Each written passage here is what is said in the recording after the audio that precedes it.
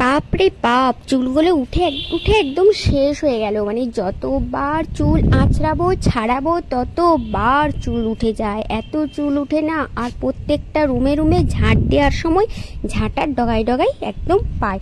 এইদিকে দেখো চুলে মাথা তো ভেজালাম, এইদিকে আমি চুলে সিরাম লাগাচ্ছি, যেহেতু আমার চান টান একদমই হয়ে গেছে। আর এইদিকে চুলগুলো তো উঠে উঠে শেষ হয়ে গেল, মানে যতবার ঝাঁট দেবো ঝাঁটার ডাগায় ডাগায় চুল পাওয়া যায়। এইদিকে দেখো আমি সকালবেলায় সবই কাজ হয়ে গেছে, কিন্তু ছেলে যেহেতু ঘুমাচ্ছিল, তো ছেলের স্কুল নেই, যেহেতু কাল থেকে স্কুল খুলবে।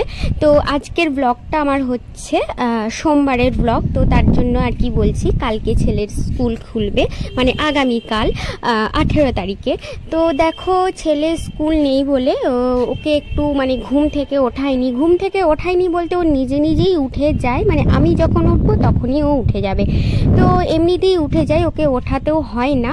তো ওই জন্য কি করলাম, ওর ঘুম কিন্তু খুবই পাতলা, তার জন্য আমরা যখন উঠে আসি আস্তে আস্তে দরজাটা কি ভেজিয়ে দিই, দরজা জানালা বন্ধ করে দিই, মানে কোনো গাড়ির আওয়াজ বা কোনো শব্দ পেলেই উঠে যাবে, মানে ওর ঘুমটা খুবই কম।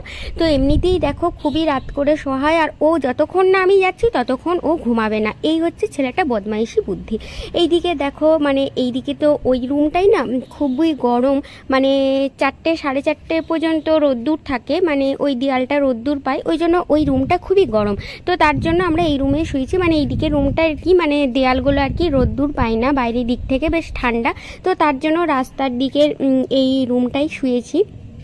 তো তার জন্য বাইরে থেকে খুবই আওয়াজ আসে, গাড়ি টাড়ি টোটো অটো সমস্ত, তো তার জন্য ছেলেকে আর কি উঠাইনি। ছেলে যেহেতু দেরিতে উঠেছিল, তো তার জন্য আমার চান টান করা হয়ে যাওয়ার পর আমি বিছানাপত্র আর কি গোটালাম। তো তোমরা কেউ এরকম করো নাকি, মানে বাসি বিছানা গুছিয়ে তারপরে ফ্রেশ হয়ে কি সব রান্নার কাজ করো? আমার কিন্তু এটা একদমই হয় না, আমার কিন্তু একদমই উল্টো, মানে যখনই সময় পাই ওরা উঠে যাওয়ার পর তারপরেই আমি বিছানা টিছানা গুছিয়ে রাখি।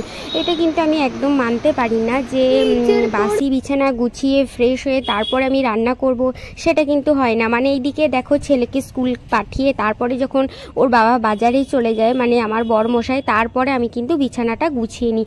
এইদিকে দেখো রান্নাঘরে চলে এলাম, তো ভাবছি কি করব। পটল দেখলেই না মাথা খারাপ হয়ে যায়, একদম পটল খেতে ভালো লাগে না। তো কি করব, পটল ভেন্ডি এইসবই তো সবজি, তো দেখা যাক আজকে কি করি।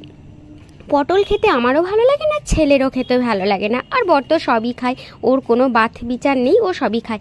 এইদিকে দেখো ভাবছি আজকে পটলের কি করব, তাই আমি ভাবলাম চিকেন দিয়ে, মানে চিকেনটাকে ছোট ছোট করে একটু মশলা দিয়ে কষিয়ে পটলের বীজগুলো বার করে আর কি চিকেনটা ভরে পটলের রান্না করব। তো এইরকমভাবেই আর কি রান্না করব বলে আমি পটলটা আর কি কাটছি, আর এইদিকে করব পটল ভাজা আর চিকেন।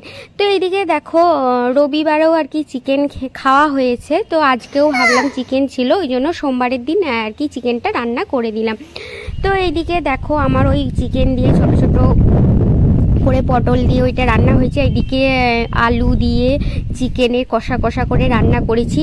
আর মাংসর সাথে কিন্তু আলু খেতে আমার বর প্রচণ্ড ভালোবাসে, আমার ভালো লাগে না, ছেলেরও ভালো লাগে না, কিন্তু বরের পছন্দ, তার জন্য চিকেনে আলু দিয়েছি। এইদিকে দেখো চিকেনে ছোট ছোট কিমা করে পটল দিয়ে রান্না করেছি, এই যে পটলের বীজগুলো বের করে দিয়েছি। আর ছেলের জন্য করেছি ডাল দিয়ে চিকেন, তো ছেলে তো এটা খেতে খুবই ভালোবাসে। আর এইদিকে পটল ভাজা করেছি, পটল দিয়ে ছোট ছোট কিমা দিয়ে করেছি রান্না, আর এইদিকে ছেলের জন্য ডাল দিয়ে চিকেন করেছি, এটা তো ছেলে খেতে খুবই ভালোবাসে, তার জন্য এটা করতেই হয়।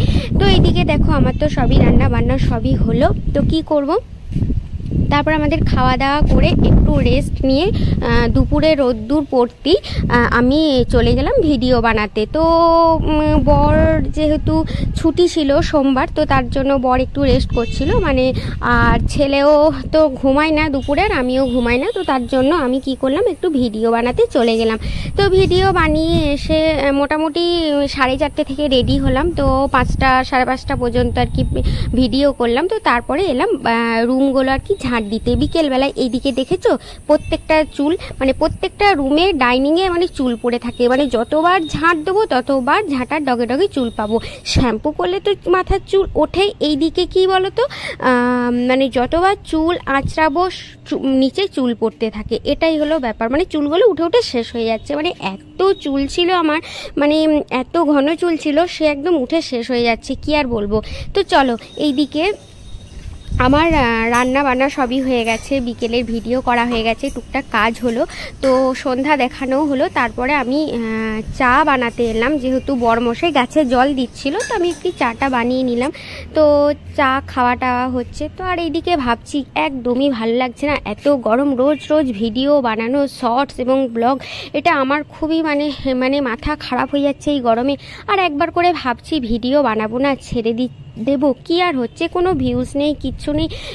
আর এইদিকে যারা দেখছি যেমন তেমন ভিডিও বানাচ্ছে, কত ভিউজ, আর আমার তো কিছুই হচ্ছে না। তো ছেলে বলছে মাম্মাম তুমি এই মধ্যেই এরকম হয়ে যাচ্ছে, একটু ধৈর্য ধরো, তো ঠিকই হবে। তো ছেলে সান্ত্বনা রোজই দিয়ে যায়, আর আমার ভালো লাগে না, আর ভিডিও বানাবো না এটাই ভাবি, আর এটাই ভাবছি, খুবই খারাপ লাগছে।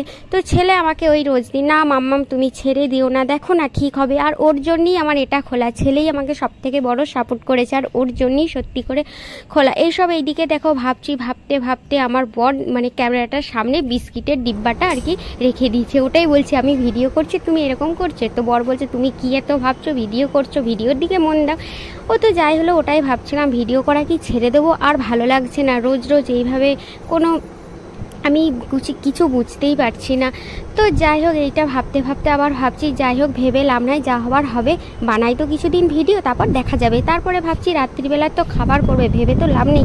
এদিকে রুটি করতে হবে, রুটি করতে হলে আমার খুবই চিন্তা, এত গরম, আর আমার বরের আর ছেলের রোজ দিন রুটি চাই, শীত গ্রীষ্ম বর্ষা রুটি আমাদের আছেই। আর দেখো এদিকে রুটি বানাবার সময় তো আমার মুখে হাসি টাসি নেই, এমনিতেই মুড এমনি আজকে ভালো নেই, তারপর আবার রুটি বানানোর জন্য এই গরমে প্যাচপ্যাচানিতে রুটি বানানোর জন্য মানে আমার একদমই ভালো লাগে না রুটি বানাতে। তো সত্যি কথা, রুটি বানাবার সময় আমার মুখে হাসি থাকে না, মানে কতক্ষণে শেষ হয় রুটি বানানোটা, ওই আটা মাখা শেখা রুটি। আর এইদিকে তো আমার রুটি সত্যি কথা বলতে একদমই ভালো হয় না, কোনোটা ফুলে না, মানে ঠিকঠাক লাগে না। অথচ রুটি বানাতে ভালো লাগে না, ওই জন্যই হয়তো মন দিয়ে রুটিটা বানাতে ইচ্ছাও হয় না। আর বেশিরভাগ দিনই কিনে নিয়ে আসা হয়, তো সব দিন আর কি ভাববো। তো চলো এক একদিন মনে হয় না রুটি করি, সব দিন আর কত কিনবো। তো যাই হোক আজকে আর রুটিটা করলাম, আর যেদিনে লাস্ট রুটিটা থাকে সেদিন রুটিটা আজকে করা হয়ে গেল, আজকের মতো ছুটি, পরে আবার দেখা যাবে। তো চলো আজকের মতো রুটি আমার হয়ে গেল, আবার দেখা যাবে কালকে। তো আজকের মতো টাটা বাই, আবার দেখা।